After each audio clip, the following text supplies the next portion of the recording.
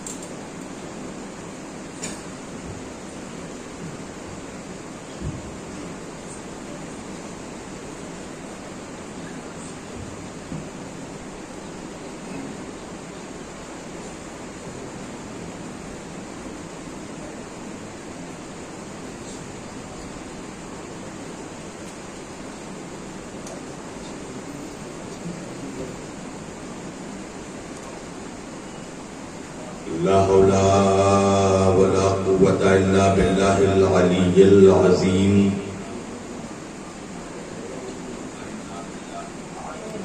أعوذ بالله السميع العليم من الشيطان اللعين الرجيم۔ بسم الله الرحمن الرحيم۔ الحمد لله رب العالمين، الحمد للہ الذی ہدانا لہذا وما كنا لنہتدی لولا ان ہدانا اللہ۔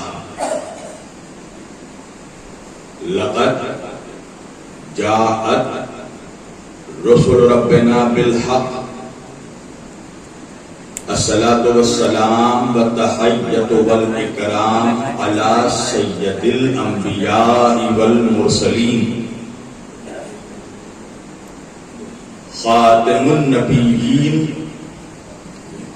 طٰہٰ و یاسین، شفیع المذنبین، امام الحرمین والقبلتین، وسیلتنا فی الدارین، صاحب کعبہ و قوسین، جد الحسن والحسین، محبوب رب المشرقین و رب المغربین، مولانا و مولا الثقلین،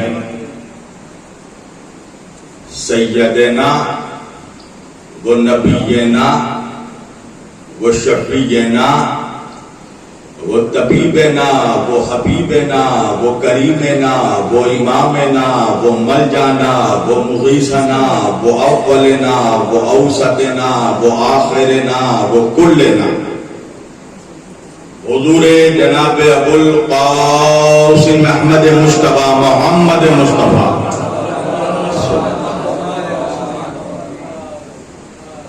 وأهل بيته الطيبين الطاهرين المعصومين المخدومين المنتخبين المنتجبين الغر الميامين، وأصحابه المتقين المنتصبين المنتجبين، ولعنة الله على أعدائهم أجمعين من يومنا هذا إلى قيام يوم الدين۔ أما بعد، فقد قال الله تعالى في الفرقان الحميد والمحكم كتابه المجيد وقوله الحق، بسم الله الرحمن الرحيم، يسبح لله ما في السماوات وما في الأرض الملك القدوس العزيز الحكيم، هو الذي بعث في الأميين رسولا منهم يتلو عليهم آياته ويزكيهم ويعلمهم الكتاب والحكمة وإن كانوا من قبل لفي ضلال مبين۔ صدق الله المولانا العلي العظيم، وبلغنا رسوله النبي الأمين الكريم، ونحن على ذلك لمن الشاهدين والشاكرين، والحمد للہ رب العالمین۔ ایک بار دیگر درود پڑھے سب مل کر محمد وعلیہ۔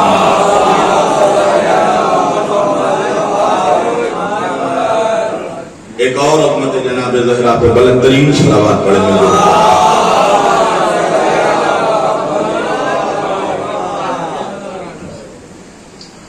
عزیزان گرامی قدر و عزیزان محترم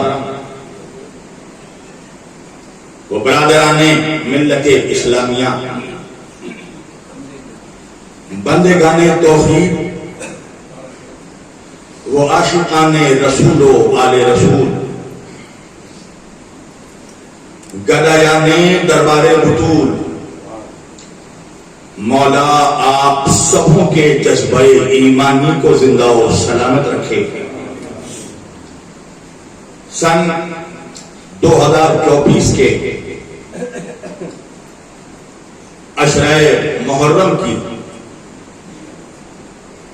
جس مجالس کا آغاز ہم نے سرزمین کانپور کے گوال ٹولی مقبرہ کے یہ عظیم الشان بارگاہ عالیہ جناب ایمن صاحب کے عزا خانے میں. دیکھیے یہ بھی عجیب بات ہے کہ عزا خانہ ہوتا تو حسین کا ہے،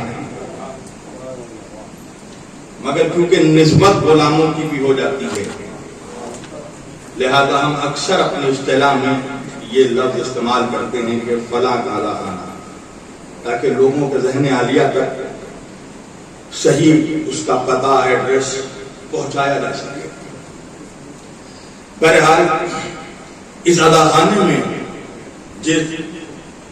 جس گفتگو کا آغاز ہم نے محرم الحرام کی پہلی تاریخ سے کیا تھا، آج وہ گفتگو اپنے تیسرے مرحلے میں داخل ہو رہی ہے. اور چونکہ ہم نے پہلے ہی دن اعلان کیا تھا کہ ہم مسلسل اس عشرہ محرم میں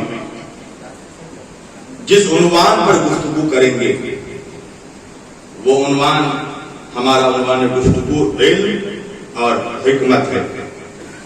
اور ہم نے 2 روز تک آپ لوگوں کے گوش گزار و معروضات کیے. اس میں ہم نے کوشش یہ کی کہ اپنے نوجوانوں تک تعلیمات قرآنی اور تعلیمات احادیث کے ذیل میں اور اس کی روشنی میں علم اور حکمت کا مفہوم بالخصوص نوجوان نسلوں تک پہنچایا جا سکے. ہم نے اس عشرے کے لیے قرآن مجید کے سورہ مبارک جمعہ کی آیت کی تلاوت کا شرف حاصل کیا اور اسی کو سرنامہ کلام میں موضوع سخن قرار دیا. پروردگار عالم اپنی مقدس کتاب قرآن مجید فرقان حمید میں ارشاد فرما رہا ہے، بسم اللہ الرحمن الرحیم، یسبح للہ ما فی السماوات و ما فی الارض الملک القدوس العزیز الحکیم. بے شک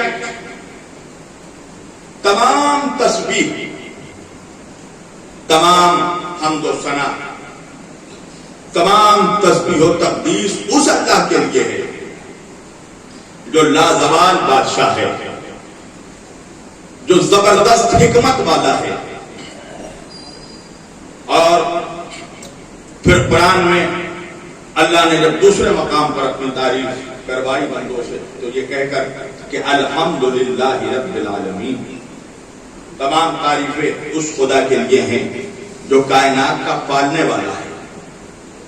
اب ظاہر بات ہے کہ جس خدا نے ہمیں پیدا کیا ہے، جس خدا نے ہمیں خلق کیا ہے اور جس ذات کے صدقے میں ہمیں خلق کیا ہے،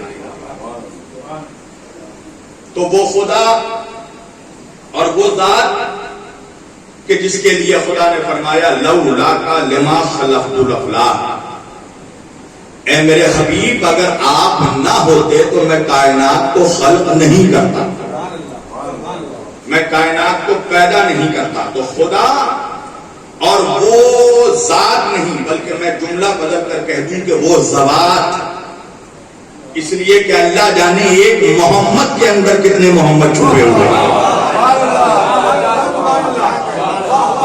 وہ ذوات قدسیہ کہ جس کے صدقے میں اللہ نے کائنات کو خلق کیا ہے، تو ظاہر بات ہے کہ وہ خدا بھی اوج کمال پر ہوگا اور وہ ذوات قدسیہ بھی اوج کمال پر ہوں۔ اور یہ سمجھانا میرے لیے مشکل نہیں ہے کہ مقام کمال سے نقص کو تو سمجھا جا سکتا ہے، مگر مقام نقص سے کمال کو نہیں سمجھا جا سکتا۔ توجہ کیجیے گا، یعنی ایک بوڑھا تو جانتا ہے کہ جوانی کیا ہوتی ہے، بچپنا کیا ہوتا ہے، مگر ایک بچہ نہیں سمجھ سکتا کہ بڑھاپا کیا ہوتا ہے۔ تو منزل کمال سے نفس کو سمجھا جا سکتا ہے، مگر منزل نفس سے کمال کو نہیں سمجھا جا سکتا۔ اس کا مطلب یہ ہے کہ ساری دنیا کے انسان مل کر یہ نہیں سمجھ سکتے کہ اولیاء کیا ہیں، سارے اولیاء مل کر یہ نہیں سمجھ سکتے کہ ائمہ کیا ہیں، سارے ائمہ مل کر یہ نہیں سمجھ سکتے، توجہ کیجیے گا، سارے اولیاء مل کر یہ نہیں سمجھ سکتے کہ انبیاء کیا ہیں، انبیاء مل کر یہ نہیں سمجھ سکتے کہ رسالت کیا ہے، تمام مرسلین مل کر یہ نہیں سمجھ سکتے کہ اولو العزم کیا ہے، اور تمام اولو العزم پیغمبر مل کر نہیں سمجھ سکتے کہ مصطفیٰ کیا ہے۔ ایک صلوات پڑھیں محمد والے۔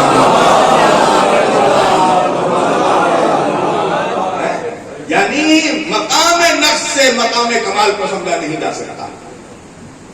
توجہ کیجیے گا، تو اب سوال یہ پیدا ہوتا ہے کہ بھائی جب انہیں سمجھا ہی نہیں جا سکتا، جب ان لوگوں کو سمجھا ہی نہیں، ظاہر بات ہے بھائی آدم کی توبہ جس کے صدقے میں قبول ہوئی ہو، آدم نے جن وسیلوں کے ذریعہ اپنی توبہ قبول کروائی ہو، ظاہر بات ہے کہ وہ آدم سے مقام کمال پر ہوں۔ اللہ ہے تو بھئی عام انسان کے لیے تو ممکن ہی نہیں ہے کہ اہل بیت کو سمجھ سکے۔ بھئی اسی لیے تو میرے نبی نے فرمایا نا کہ اللہ کو کسی نے سمجھا تو یا میں نے یا علی نے، مجھے کسی نے سمجھا تو یا میں نے یا اللہ نے یا علی نے، اور علی کو کسی نے سمجھا تو یا میں نے یا خدا نے۔ تو اللہ جانے مولوی کیسے کہہ دیتا ہے کہ ہم علی کو حد سے بڑھا دیتے ہیں۔ پہلے اس 2 ٹکے کے ملا سے پوچھئے کہ تو علی کی حد تو بتا دے۔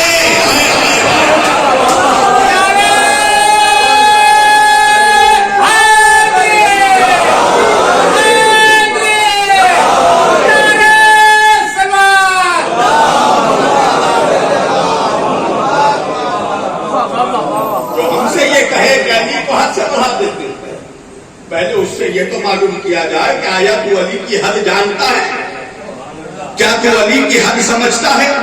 تو اگر وہ یہ کہے کہ ہاں میں سمجھتا ہوں، تو اس کا مطلب یہ ہے کہ یا تو وہ خدا کا دعوے دار ہے یا تو وہ نبوت کا دعوے دار ہے۔ نہیں، مجھے جملہ بدل کر کہنے دو، جو یہ دعویٰ کرے کہ میں علی کی حد کو سمجھ گیا، اس کا مطلب یہ ہے کہ یا تو وہ فرعون کے ساتھ شمار ہونے والا ہے یا تو وہ غلام احمد قادیانی کے ساتھ شمار ہے۔ ایک سوال پہلے جو سمجھ گئے محمد،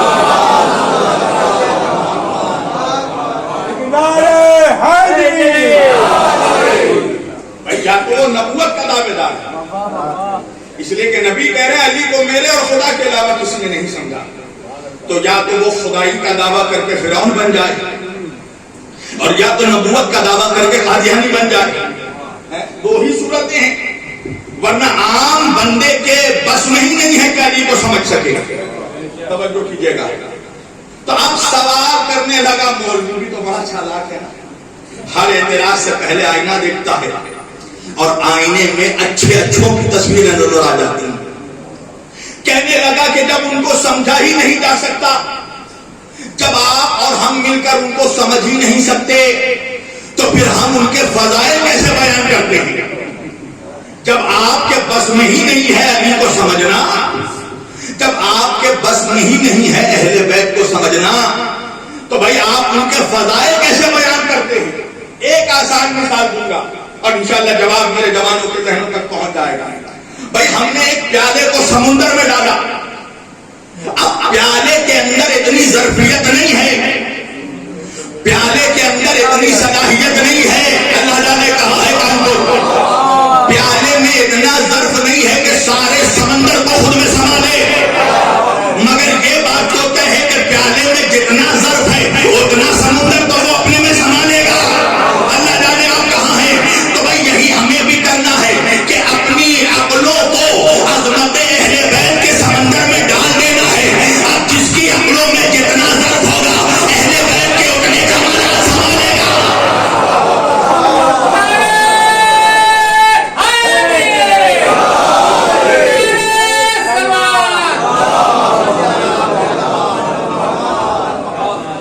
جس کی عقل میں جتنا ظرف ہوگا وہ اتنا تو اہل بیت کو سمجھ سکتا ہے. یہ ظرفیت کی بات ہے کہ کس کا ظرف کتنا ہے. یہی وجہ ہے کہ جن کا ظرف کم تھا وہ مسلمان ہی رہے اور جس کا ظرف زیادہ تھا وہ سلمان بن گیا.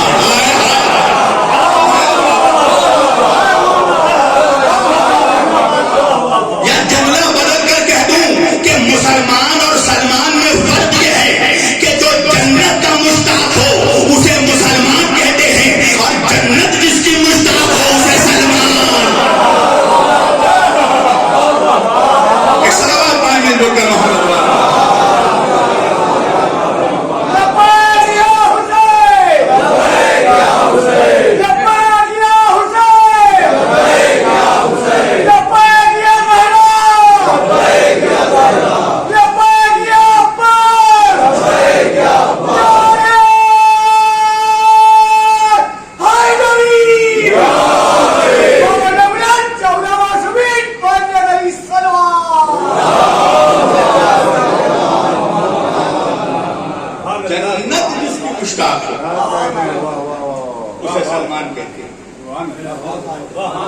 عزیزان گرامی.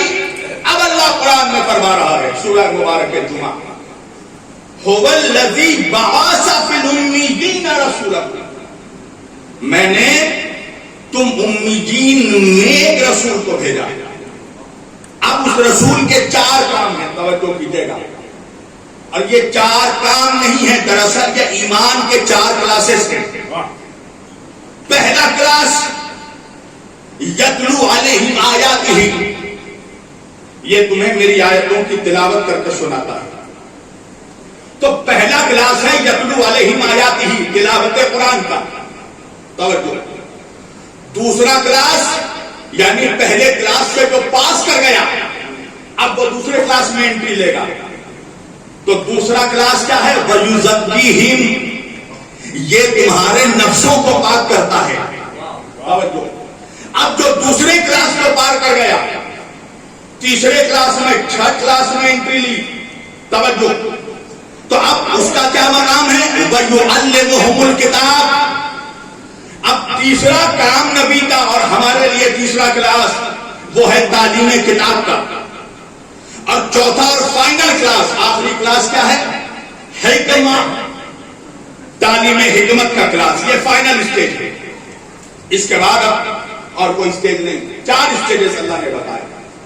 تو پہلا اسٹیج ہے یتلو علیہم آیاتہ، اور یہ جو اسٹیج ہے، یہ جو کلاس ہے، یہ سب کے لیے اوپن ہے.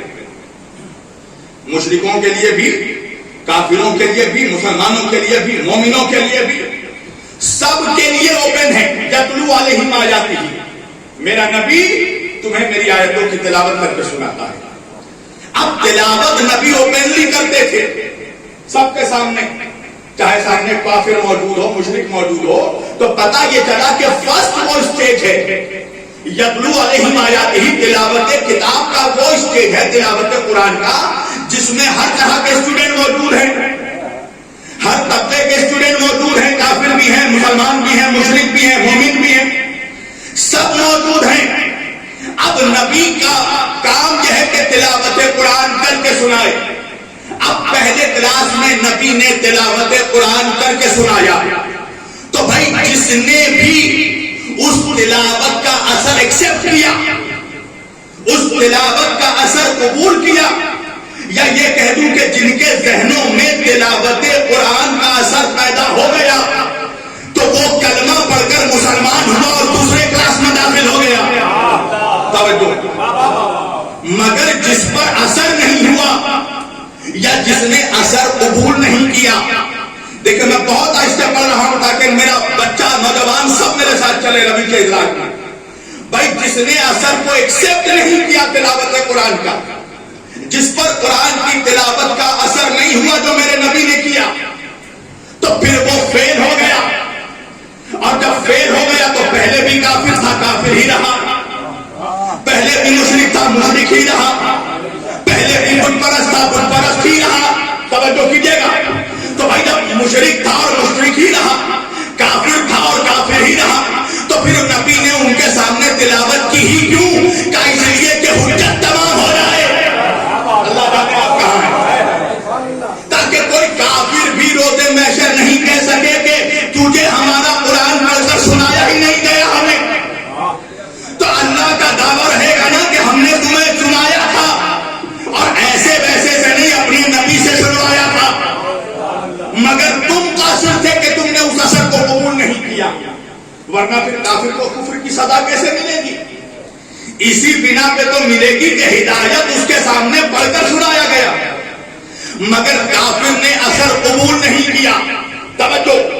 تو بھائی جس نے اثر قبول نہیں کیا وہ کافر ہی رہا، پہلے ہی کلاس میں فیل ہو گیا.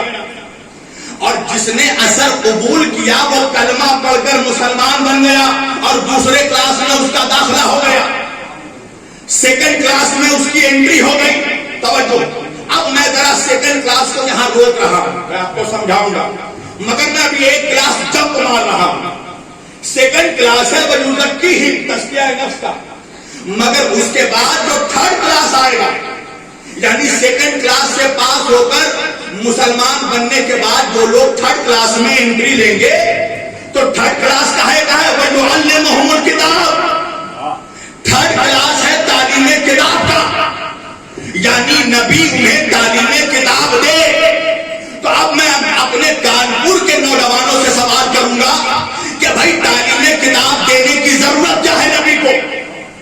اس لیے کہ یہی تو وہ کتاب ہے جس کی تلاوت نبی پہلے کلاس میں کر چکا ہے.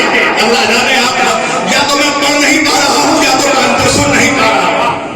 میں میری گاڑی اتنی چھک چھک کر کے نہیں چلتی، میں بہت راجدھانی ایکسپریس والی خطابت چلتی ہے میری، مگر میں ٹھہر ٹھہر کر اس لیے پڑھ رہا ہوں تاکہ بعد میں کوئی نوجوان بھی نہ کہہ سکے کہ مولانا اتنے اسپیڈ میں پڑھا آپ نے کہ سمجھ ہی میں نہیں آیا کہ مجلس پڑھ رہے ہیں یا تراویح پڑھ رہے ہیں.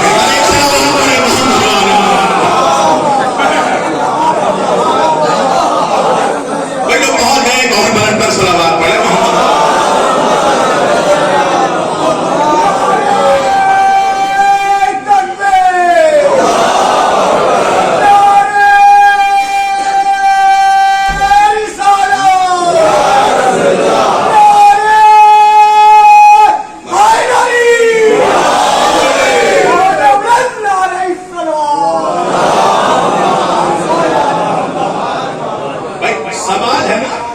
سوال ہے کہ جب فرسٹ کلاس میں تلاوت کتاب ہو چکی ہے تو پھر تھرڈ کلاس میں تعلیم کتاب کی ضرورت کیا ہے؟ آپ کہیں کہ مولانا وجہ کیا ہے؟ بھائی وجہ یہ ہے کہ نبی نے پہلے اسٹیج میں، پہلے کلاس میں جن لوگوں کے درمیان قرآن کی تلاوت کر کے نبی نے سنایا، وہ لوگ بنگالی نہیں تھے، وہ لوگ گجراتی نہیں تھے، وہ لوگ تمل ناڈو والے نہیں تھے، وہ لوگ بنگلہ دیشی نہیں تھے، وہ لوگ یورپین ممالک سے نہیں آئے تھے، سب کے سب تھے عربی، اور قرآن نازل ہوا ہے عربی میں، اور رسول ہے رسول عربی. تو بھائی عرب موجود تھے سامنے، عربی دان لوگ سامنے موجود تھے. تو جب عربی دان لوگوں کے سامنے نبی نے عربی میں تلاوت کر دی تو پھر ان کے سمجھ میں آ جانا چاہیے تھا. تو پھر الگ سے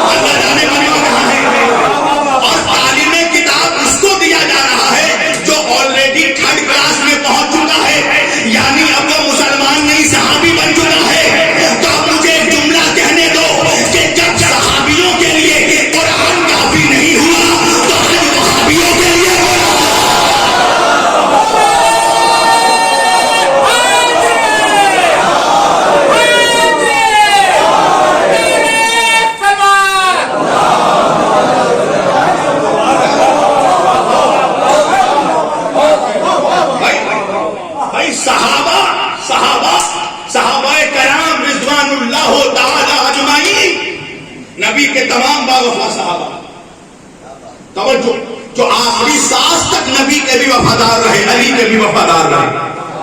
اور کون کہتا ہے صحابہ کی عظمت نہیں بیان کرتے؟ ہم سے زیادہ کون جانے عظمت صحابہ کیا ہے؟ اگر سننا چاہتے ہو تو شبیر وارسی سے سنو صحابہ کیا ہے۔ صحابہ اگر آسمان پر ہیں تو آسمان کے ستارے ہیں، اگر نبی کے ساتھ ہیں تو قرآن مصطفیٰ کے پارے ہیں۔ ارے سنو میرے ساتھ، صحابہ کی تعریف مجھ سے سنو۔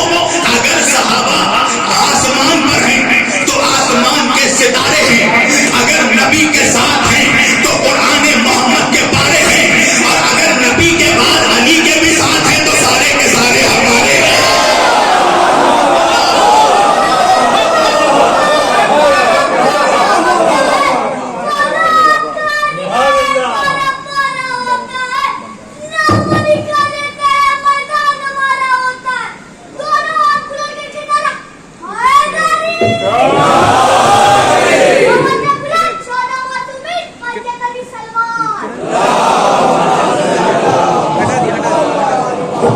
ایک اور بلند ترین صلوات پڑھیں محمد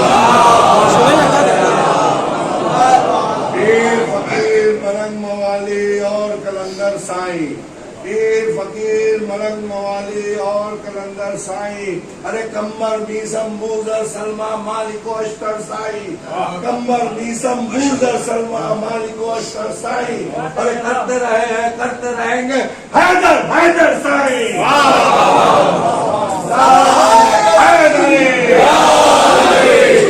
در حسین پہ ملتے ہیں ہر خیال کے لوگ۔ یہ اتحاد کا مرکز ہے آپ۔ تو بھائی صحابہ جو عربی دان ہیں، جو عربی بولتے ہیں، سنتے ہیں، کہتے ہیں، جب ان کے سمجھ میں قرآن بغیر سمجھانے والے میں نہیں آ سکتا، تو آج کا مولوی جمعہ اس کے سمجھ میں قرآن کیسے آ گیا؟ توجہ، بھائیو تعلیم کتاب نبی تلاوت کر کے سنا رہے ہیں۔ توجہ، یتلو علیہما، پہلا اسٹیپ، تلاوت کر کے نبی نے سنایا۔ اب جس نے اثر قبول نہیں کیا، کافر کہا، فیل ہو گیا کلاس سے باہر، یعنی مدرسہ ہدایت رسول سے بے دخل ہو گیا۔ اور جس نے اثر ایکسپٹ کیا، قبول کیا، اب وہ سیکنڈ کلاس میں داخل ہوا، اور سیکنڈ کلاس کا ہے وَيُزَكِّيهِ، نفسوں کو پاک کرتا ہے۔ یعنی نبی کا کام یہ ہے کہ وہ نفسوں کو پاک کرے، اور اس کے بعد منزل ہے تعلیم کتاب کی۔ دوسرا کلاس ہے نفسوں کو پاک کرے۔ اب اس کا مطلب یہ ہے کہ جن کے نفس پاک ہو گئے وہی تیسرے کلاس میں داخل ہو کر قرآن کو سمجھ سکتے ہیں۔ ارے نہیں پہنچا میرا مجمع۔ اس کا مطلب یہ ہے کہ جس کا نفس پاک نہ ہو وہ قرآن کی آیتوں کو سمجھ نہیں سکتا۔ اب جملہ کہنا میرا کام، سننا کانپور کا کام۔ یہی تو فرق ہے قرآن اور اہل بیت میں، کہ جس کا نفس پاک نہ ہو وہ قرآن کی آیتوں کو نہیں سمجھ سکتا، اور جس کی نفس پاک نہ ہو وہ اہل بیت کی عظمتوں کو سمجھ نہیں سکتا۔